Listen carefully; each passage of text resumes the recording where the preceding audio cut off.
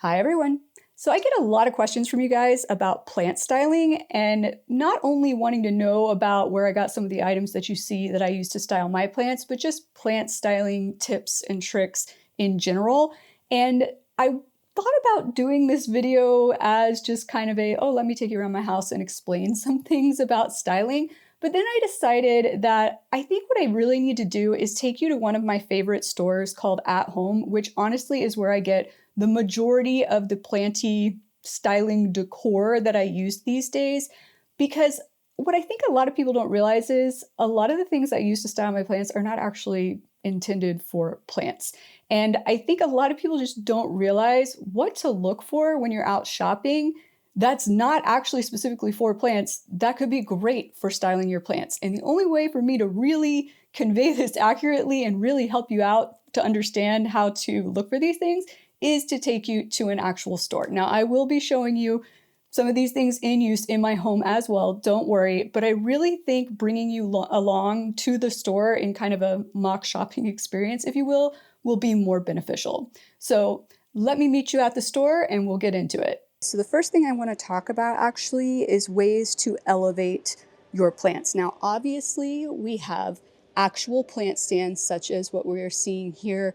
You have just single stands that you can put like one plant on, or you could put several smaller plants on this. And then you have your stands that are like this that have multiple spots. We've got 1, 2, 3, 4 here. You could put 4 plants at varying levels, which is always nice. But what I really want to focus on today is other things that aren't technically plant stands that you can use to elevate your plants. So one of my absolute go-to favorite things, especially from the store, to use to help elevate my plants are actually what are known as risers.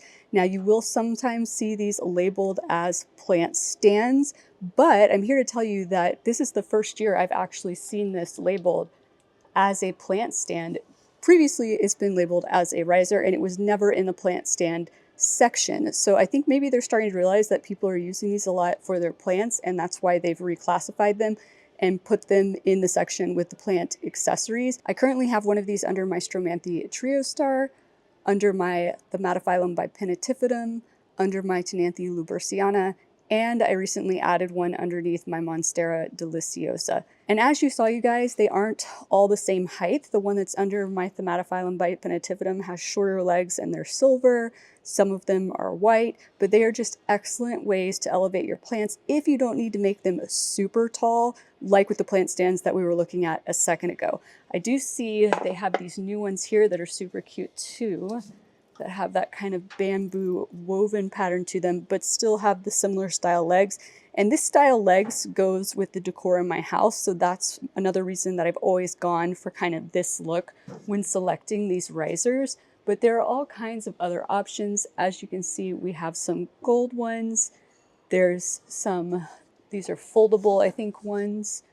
And these are actually designed for the pot to sit in the center of that. So that is a little bit more like a traditional plant stand, but once again, not as tall as what we were looking at previously. Now this is the section I'm used to seeing the risers in. And as you can see, we have one here very similar to what we were looking at over there, but with a painted white edge.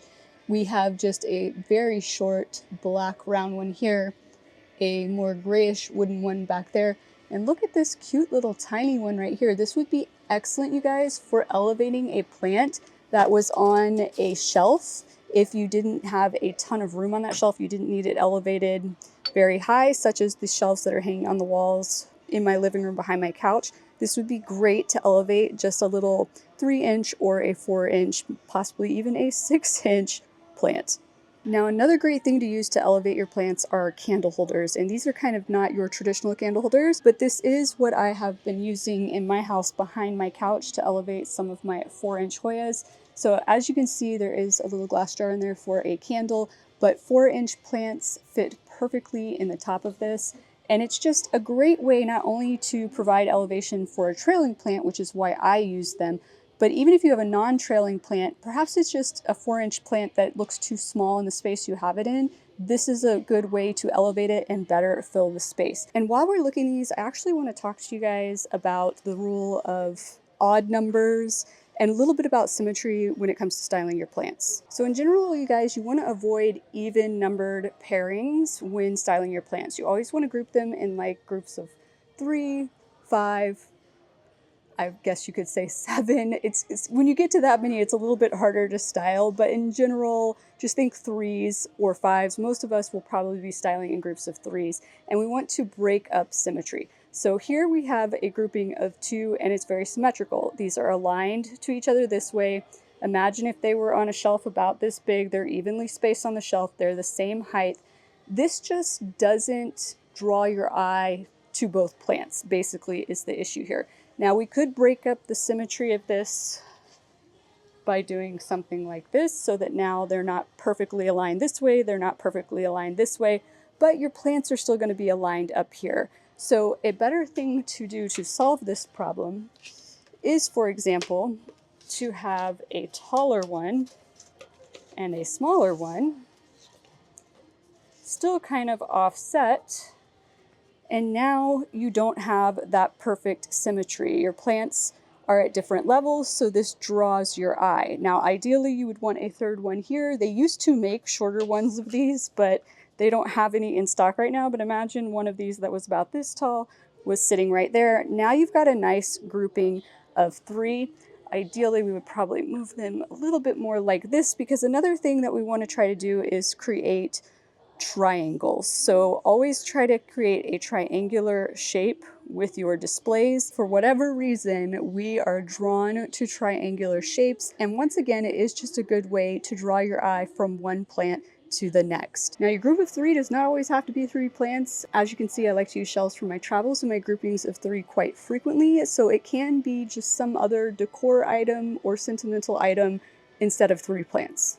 Now, small decorative boxes or books laid on their side are another great way that you can elevate your plants. Just put this on a shelf, for example, where you have a plant that you need to elevate, stick your plant on top of it, and added bonus, you need some extra storage in your house, you have some extra storage. I've even seen ones where the box like slides out with a drawer on the front. Just an excellent win-win situation. Now, with the book situation, what I'm talking about is if you have an actual book or even a fake book like this, just set it on its side, use that to elevate the plant. You can even stack some if you want to elevate your plants. Now, I would avoid stacking them perfectly together like this, just because once again, now we're in that symmetry situation. Try to do something to make it more interesting, such as turn it a little bit on its side, maybe offset it a little bit. Whatever works with the other items that you're using in the vignette is what we call it, you guys. The whole setup, all the items you're putting together is known as your planty vignette. Now you can also use traditional style candle holders to elevate your plants. I actually have several of this exact one elevating some trailing plants in my home. But once again, you can use these to elevate plants just to break up that symmetry we were talking about, create those triangular shapes. This one is kind of interesting because this will actually elevate the plant, but also kind of hide part of the pot. So I would think this would be kind of interesting to use potentially for a plant. But as you can see, coming in all sizes and shapes, all kinds of possibilities for styling your plants. And you can even find ones such as this that is actually a 3-tiered candle holder that is already broken up the symmetry for you that you could put 3 separate plants on. Also, you guys, always keep in the back of your mind, what would happen if I flipped this item upside down? So perhaps you liked this candle holder as a possibility for elevating your plant, but you didn't like that it was going to cause your plant to be sunk inward a little bit. Just flip it upside down and stick the plant on it that way.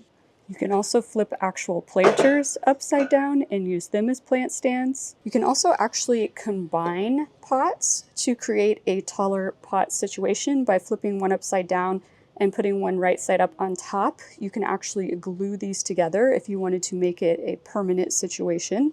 Bowls in general, but I really particularly like these wooden bowls, are also another great thing that you can simply flip upside down and use as a plant stand.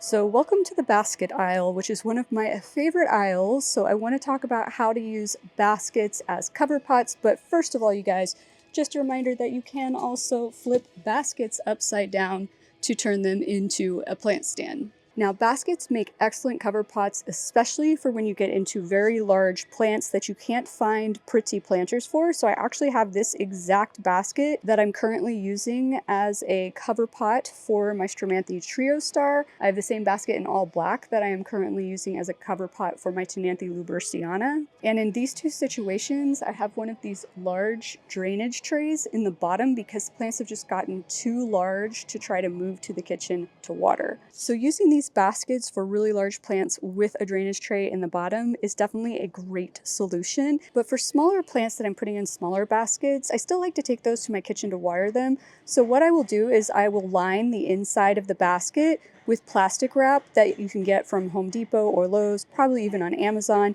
And basically I just put a bead of hot glue around the top inside edge of the basket and press the plastic to that. And that way, if there's still any moisture that could potentially be dripping out of the drainage holes from the plant that I water, the plastic is protecting the basket from that and protecting my furniture from the moisture potentially absorbing into the basket and then ruining the furniture.